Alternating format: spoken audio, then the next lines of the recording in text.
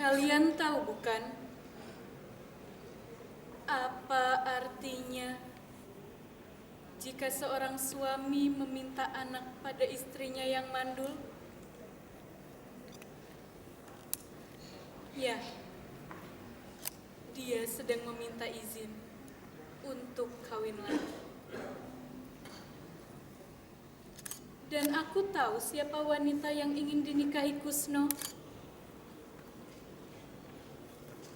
Fatimah, anak gadis yang dulu kubawa ke dalam rumahku dan sudah kuanggap seperti anakku sendiri. Kusno lalu bertanya, aku tahu dari mana? Dasar laki-laki, sepintar apapun dia akan mengatakan pertanyaan bodoh ketika rahasianya terbongkar. Ia lalu meminta izin untuk menikahi Fatimah.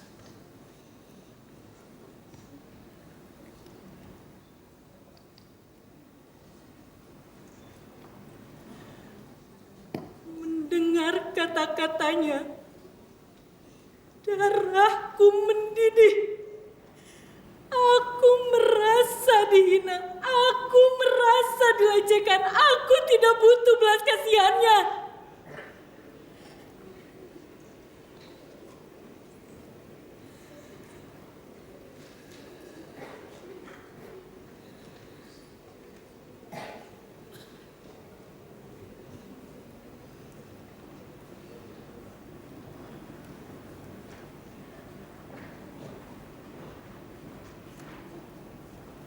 Suamiku Kusno, yang sekarang kalian kenal dengan sebutan Bung Karno, mengenakan pakaian putih-putih, menggunakan peci kebanggaannya, sorot matanya yang tajam namun amat menyejukkan.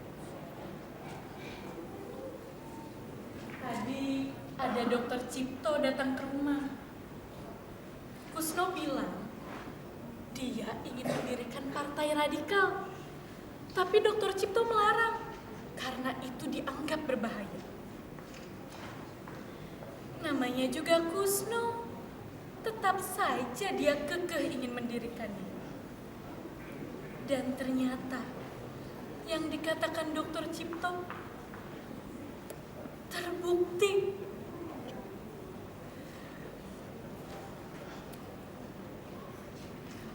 Polisi-polisi datang. Subuh, mereka menggedor-gedor pintu rumahku. Mereka menodongkan pistol ke arahku. Mereka menangkap suamiku.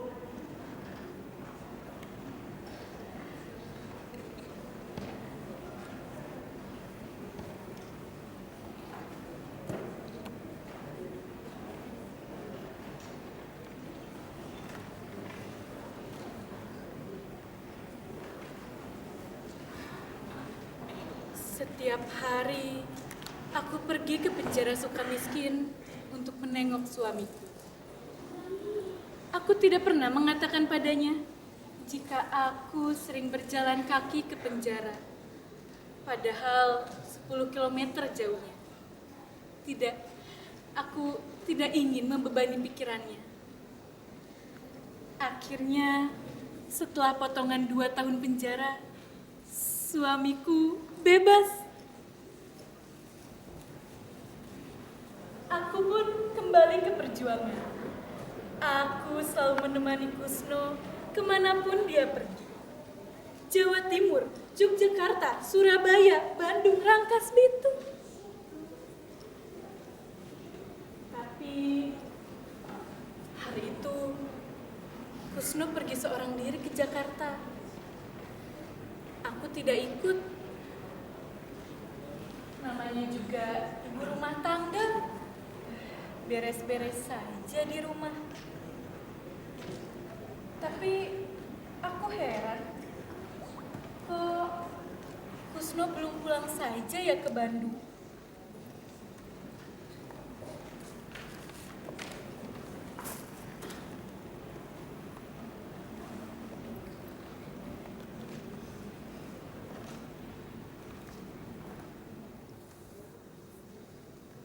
Tiba-tiba terdengar kabar suamiku ditangkap.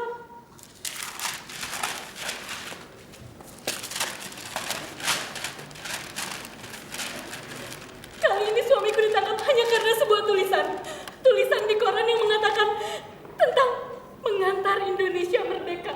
Hanya karena tulisan itu suamiku ditangkap. Ditambah dengan tulisan lain yang mengatakan pemimpin Soekarno tidak beriman.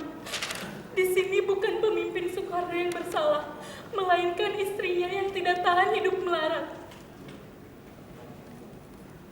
Istrinya.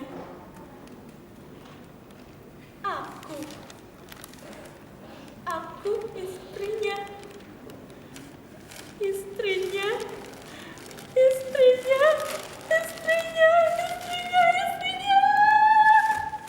Tahu apa kalian sehingga kalian bisa mengatakan aku tidak hidup melarat?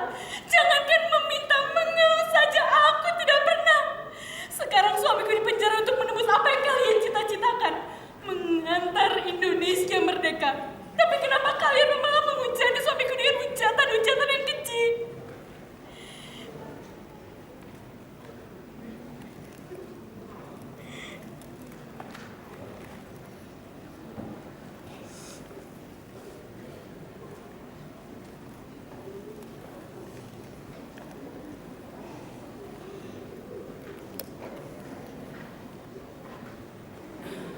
Pemerintah Hindia Belanda memutuskan membuang Kusno ke Bengkulu.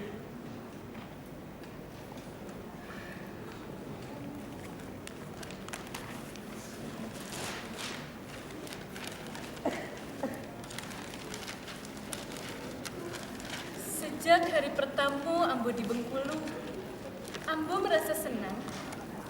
Tobotu ramo galuh. Tobotu bantu LOI rumah diangkut ate.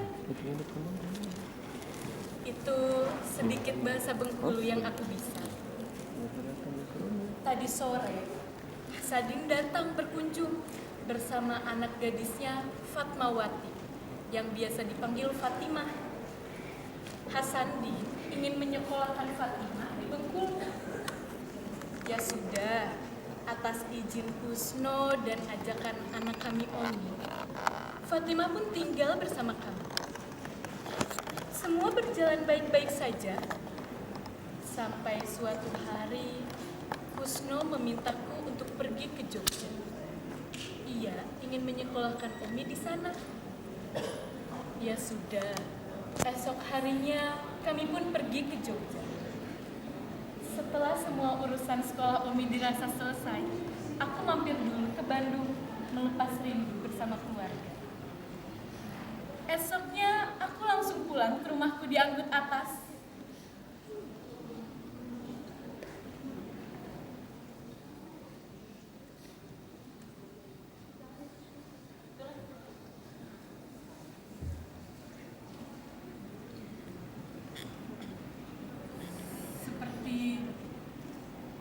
Ada yang ganjil.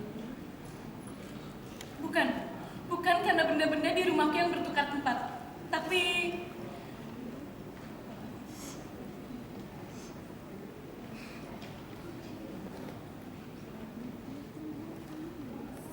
seperti bau busuk. Kian hari bau busuk itu kian menyengat ditambah dengan gunjingan para tetangga yang membicarakan suamiku sama aku pergi ke Jogja. Bau busuk dan gunjingan-gunjingan itu.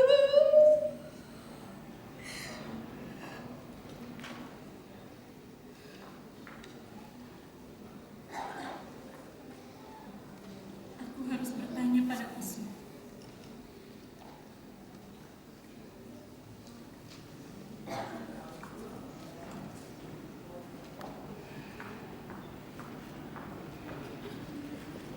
Malam harinya, kami pun duduk berdua di kamar.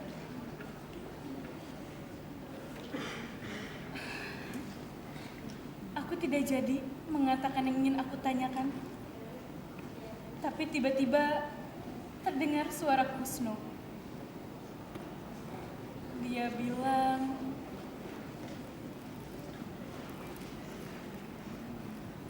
dia ingin punya anak.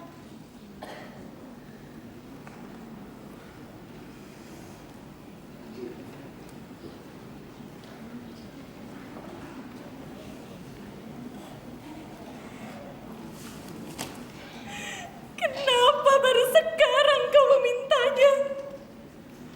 Kenapa baru sekarang kau menginginkannya? Telah 3 laki-laki bersamaku, tapi rahimku seperti tanah yang tak bisa menumbuhkan tanaman. Aku wanita 53 tahun. Aku tidak bisa memberikan yang dia mau.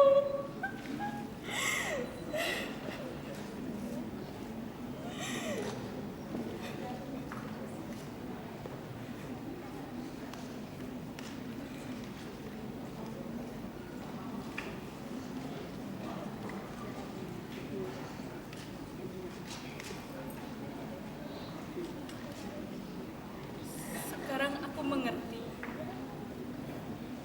kenapa saat itu Kusno menyuruhku mampir ke Jogja. Bahkan mampir dulu ke Bandung.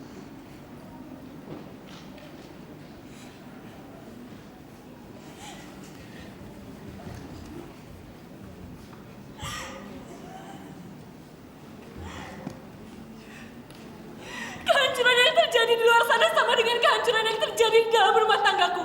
Perang dunia pecah, nama Fatimah disebutnya lagi. Kusno tetap ingin mengawini Fatimah. Bukan karena aku wanita, lantas aku tidak berhak untuk mengatakan tidak. Ceraikan aku atau tinggalkan Fatimah. Harga diriku lebih utama dari istana.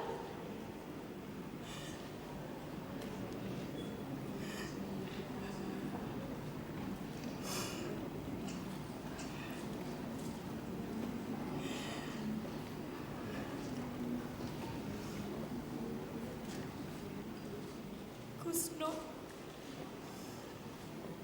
lebih memilih Fatimah.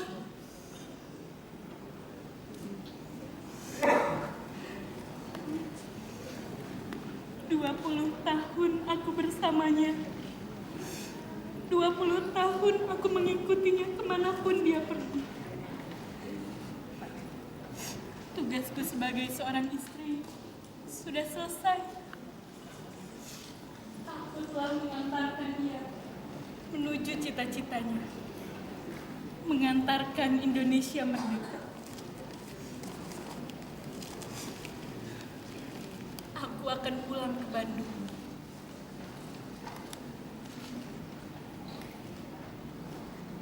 Satu hal yang ingin kukatakan pada kalian, aku tetap mencintainya.